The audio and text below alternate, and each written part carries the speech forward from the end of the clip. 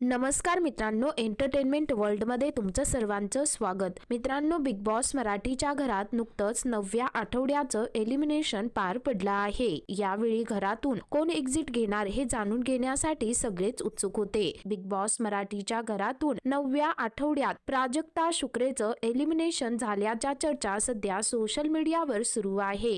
गेल्या अनेक आठवड्यांपासून प्राजक्ता सलग नॉमिनेट होत होती. प्राजक्ता डेंजर झोनमध्ये असताना करण सोनवणे, रुचिता जामदार असे प्रबळ दावेदार घराबाहेर झाल्याचं यापूर्वी पाहायला मिळालं. अखेर 9व्या आठवड्यात प्राजक्ताचा शो मधील प्रवास संपला असल्याची माहिती समोर आली आहे. प्राजक्ता काटा किंवा टोळी यापैकी कोणत्याही ग्रुपची सदस्य नव्हती. ती शो मध्ये एकटीच खेळताना दिसली. सुरुवातीला प्राजक्ता, आयुष, करण आणि सचिन यांचा एक ग्रुप तयार झाला होता. आपल्या जवळच्या मित्रमंडळींच्या एलिमिनेशन नंतर प्राजक्ता काहीशी खचली देखील होती, पण त्यानंतर तिने स्वतःचा गेम आणखी स्ट्रॉंग केल्याचं पाहायला मिळालं. प्राजक्ता शुक्रे बिग बॉस मराठीच्या 6व्या सीझनची पहिली कॅप्टन झाली होती. आता भाऊच्या धक्क्यावर घरातून नेमकं कोण एलिमिनेट होणार याची अधिकृत माहिती रितेश देशमुख देणार आहे. मात्र या बातमीमुळे प्राजक्ताच्या चाहत्यांना मोठा धक्का बसलेला आहे. तर मित्रांनो, या संदर्भामध्ये तुमची काय प्रतिक्रिया आहे खाली कमेंट करून नक्की कळवा.